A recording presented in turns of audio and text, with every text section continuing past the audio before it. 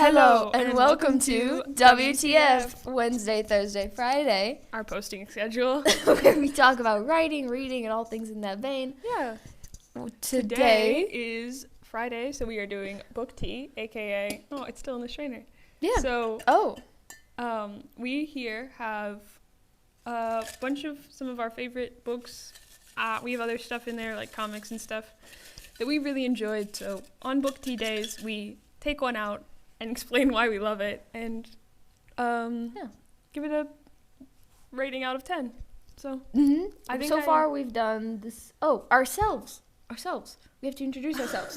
Yeah. So, you don't even hi, I'm Aubin, the author of The Second Nature of Indigo, which is a coming-of-age historical fiction inverted mystery novel. It's very cool. I am Mariella May. Ella here. I'm currently working on a fantasy duology that is not out yet, but is coming soon. So, I think I took last.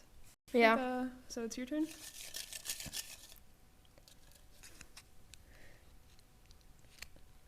Artemis Fowl. Oh, cool. Okay. Wait, why would you open it? But Okay, we generally...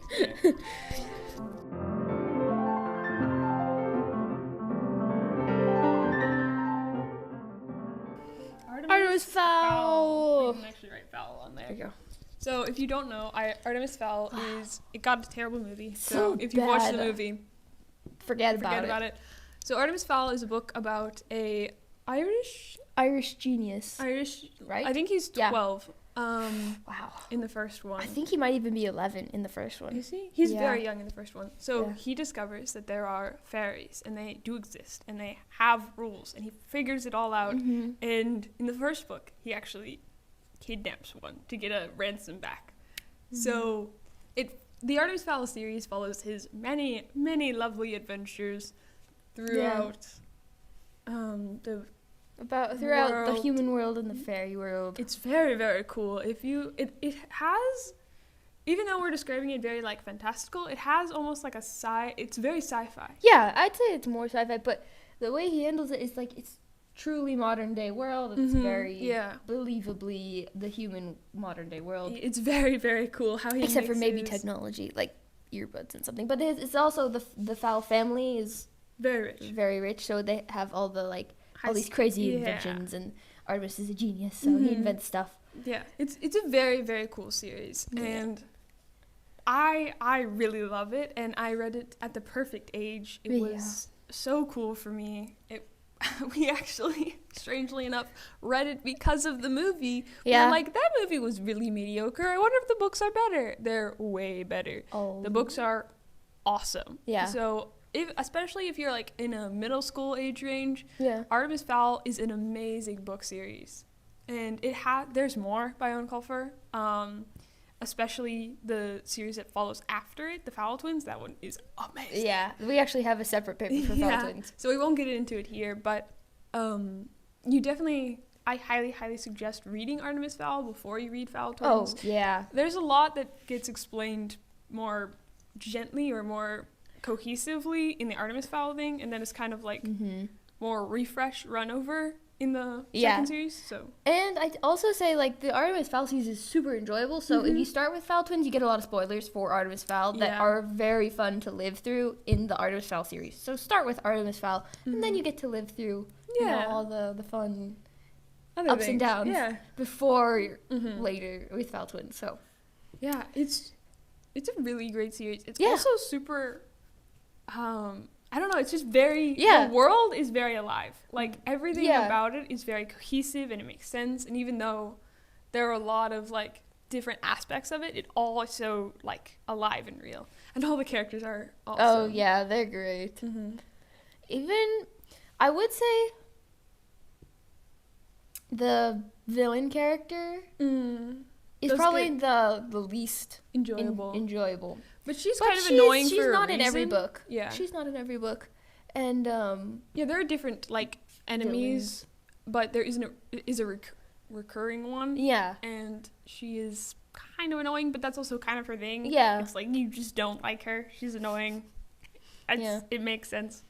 So, yeah. The villain in Fowl Twins is better. Yeah, the villain in Fowl Twins is I enjoy much more. Yeah. Oh, I would kind of say that, like, the recurring villain aspect of it, this just reminded me of it. It reminds me of Kristen Martin Pratt Pratt Brothers. Oh. Wild Kratts. Oh, interesting. You know how they have those recurring villains that, like, always come back and, what were their names? The chef, the fashionista. And what was the trapper? I guess they're all trying to trap animals. I'm only remembering the fashionista and the cook.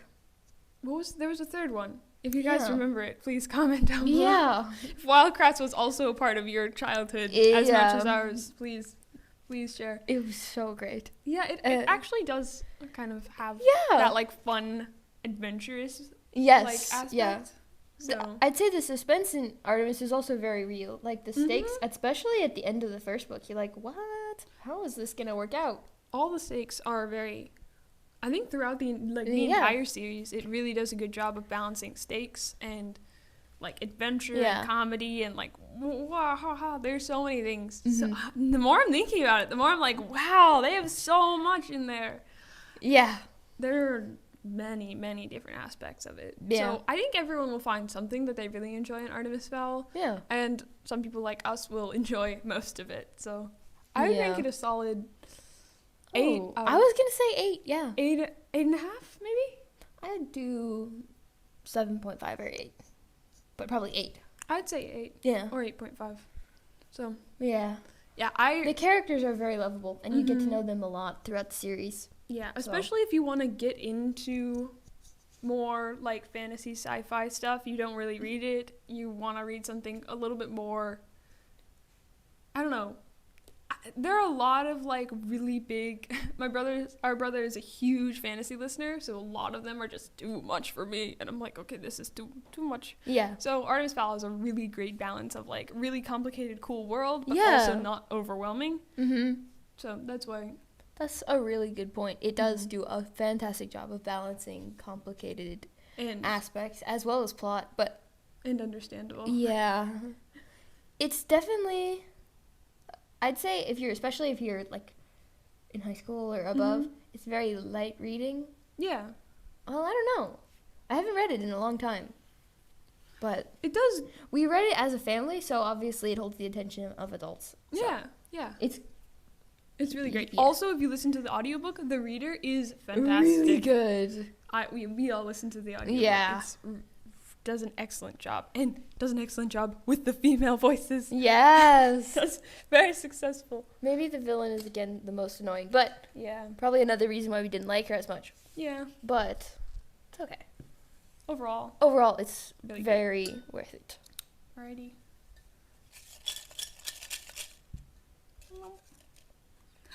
The Ballad of Songbirds and Snakes. Oh man, this video just got so much longer.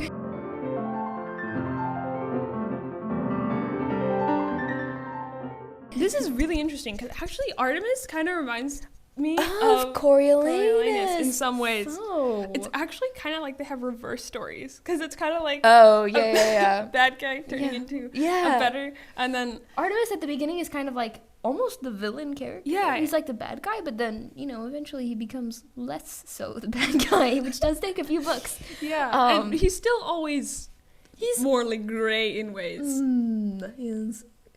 What is the word I'm looking for? He's like a thief. He serves himself first. Yes.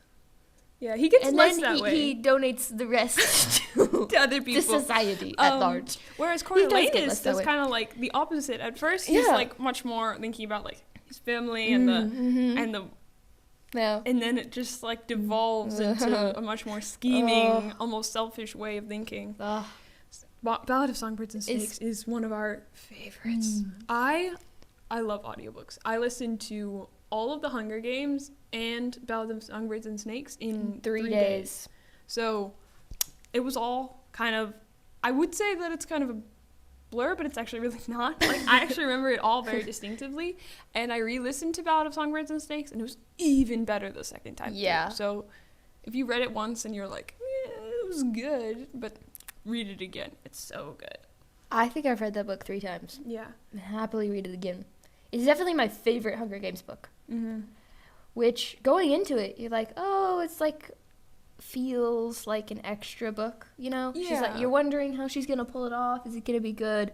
I'd say all your doubts are put aside by Really like quickly. chapter 2 or chapter 3. The beginning is particularly such a good example of where to begin your story, because it's exactly...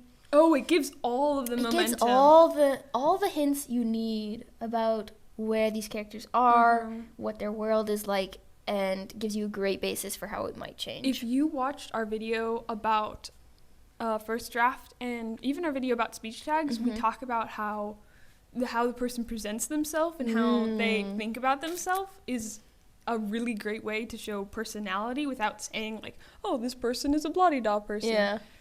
So Ballad of Songbirds and Snakes does that perfectly with every character, I think. Oh, yeah. Like, you see it in every character, not just the POV, not just the main character. It's all of them, which is so beautiful. The other thing I think is really amazing about the ballad is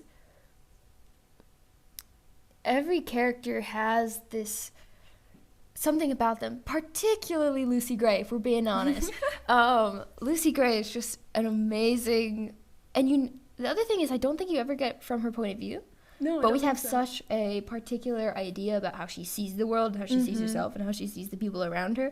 And that is just hard to do. And it's so beautifully done in the ballad. And also, if you look, there are 2 details of physical description about Lucy Gray. Unrelated to stuff she's wearing. Like, I think they describe her outfits more than her physically. But I remember looking up I was like, where is the description of Lucy Gray? Because we had completely different visions of what she looked like. And it says she has, like, dark hair. Oh, wow. And the lithe body. It's like a dancer or a circus artist. Interesting. That's it. Yeah, that's all but we get. You get such but you have clear... a fully formed picture of her. Now, something that I will mention here is that we haven't watched the movie, so we can't say anything about what We've we think been of too the scared. Movie.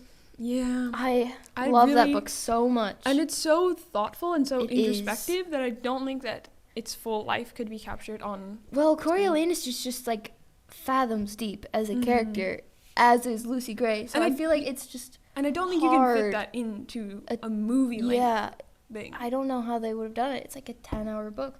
I mean, of course you take out thoughts and you take out description, but, like... But you also kind of need those for this story.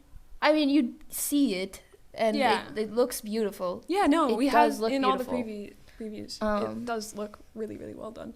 But we haven't watched it, so if you want, you can comment down below and tell us what you think of it. Maybe we should watch it eventually. Yeah, that would be fun. No, but I was such a huge fan. Before the movie came out, I think we got it really quickly after the book. Yeah, did we pre-order it or something? No. How did we get it? I don't know. I just remember reading it. I had a physical copy of it. I think you got it from the library. I might have bought it. Did you buy it? I think I bought it. Then where is it? That doesn't make any sense, though. Where? I know. I did have a copy. And that was what I started reading on. Maybe I did get it from the library. And then eventually I almost bought it. Yeah, I think I remember you have actually bought it, though. I love that book. Did I give it away? Was it a present? I don't know. Anyway, I should buy the book. Yeah. Because it is great. But we did also borrow the audiobook a lot. Yeah. Because Santino Fontana does an excellent job of voicing Coriolanus. Yeah. And all the all them, yeah. It's all really, really well read. Yeah. The other really cool thing is that you can read it completely by itself. You don't need to enjoy the Hunger Games to read the ballad. And actually, it's almost more fun. Because in ways, like, if you don't know where it's going, then... Because at the beginning, it's not like, and this is the villain of the Hunger Games. Yeah. It's just like, this is a character. His name is Coriolanus Snow. Congratulations, you're meeting him. Yeah, if you don't know who Coriolanus Snow is, we kind of assumed that you would have read the Hunger Games, which if you haven't, we're sorry. We are. But you've probably heard it by now. Yeah, how could you have not heard? And That seems very suspicious. Have you been living under a rock or something? And how did you find this YouTube video under your rock? Okay, but guys, we are also getting a Haymitch Hunger Games book and movie, and I am so ready for it, but we have to wait. So when that comes out, we will obviously You know what we're not getting, but we're still waiting for? Another book of Gregor. Another book of Gregor the Overlander. Well, the it's Chronicles of Wonderland. The Underland Chronicles. We talked about that in our speech tags episode, which we did yesterday. Yeah, but I love that book series. That is up there with like The Hunger Games. Yeah, yeah. It's so underappreciated for. Yeah, it is. It is also Suzanne Collins' first series, so like it's so great. It's amazing. I feel like Suzanne Collins, if I remember correctly, I've done a lot of things wrong on this channel. If I went on a whole rant about how I wasn't completely wrong, but I was mistaken. I was completely wrong. But anyway, she worked in the television film area. I think she did. I think that is or publishing. It was something like that. That influenced probably the way she wrote stories. I think Gregor was her first book, and that's such a very visual. It would make an amazing TV show. It would. Like really, really good. Really good. And the Ballad, obviously, the Ballad would have made a really good TV show too. Yeah. But oh well. Yeah, I love. It's an amazing book. One of my favorite things about the Ballad is how they use music. Oh. That it is so beautiful and creative, and I have a very musical mind and a very rhythmic mind. So having that throughout the entire story and having it unfold is so, so cool. So if you like music and are into like rhythms and rhymes, there are some really, really cool stuff that they play with in there. And like storytelling through song. Yeah. It's so cool. Yeah. Yeah. We don't want to spoil too much because I know it's you so deserve good. It's the such full experience of the we book. did spoil that he's Malin, but that's not really a spoiler. I don't think that could. In general, for most people, it won't be. So there are also tons of smaller things that you will have a different appreciation for if you read the whole series. Mm-hmm. That doesn't particularly matter what order. I mean, as long as you read Hunger Games 3 in order. You gotta read the third book of Hunger Games so you before read the second. That one. Oh, that would be so terrible. You just gotta go back and like read. She's like, why? You're like, why is she choosing between these two guys? Was this a question? And then you're like, who's this guy? Why did he die? And then you're like, what is going on? Who is she? Yeah, no, that would be a very terrible idea. Don't do that. But it does matter what order you read those books in. Yeah. But I think you could definitely read Ballad before you read Hunger Games. Oh yeah, it would be very. And then fun. you'd have a different when names come up in the Hunger Games. You're like, it's. Yeah, especially in the third book, that minor character. Yeah, yeah, that's what I was thinking of. That's who I was thinking of. Exactly. If you know, you know. I would rate Ballad a 9.5. Oh, 9. It's 10. It's one of my favorites ever. Like, it's truly one of my favorite books. That's true. It's been a while since I've listened to it, so I don't know for sure. But I think, I think it might be a 10. Is it a 10 out of 10? Oh my gosh, Ella's stomach just rumbled so loudly. I didn't have breakfast, so. At least you had water. Yeah, okay. I would rate it a 10 out of 10. Or like a 9.5 out of 10. Somewhere between there. Amazing. 9.75. Huge fan. Yeah. Well, those are two really different, really interesting books with weird similarities. Yeah.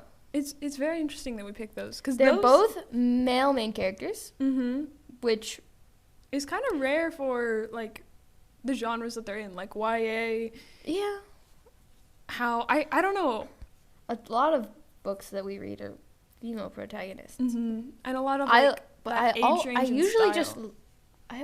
enjoy like most of the male POVs that I read. Yeah, again with Gregor also. Yeah, Gregor male POV, amazing, really great. So yeah, brief tangent about male POVs. I think that's it for this video. Yeah. So thank you guys so much for coming. We'll be back on Wednesday, Thursday, Friday. Yeah. Thank you for being here. Bye.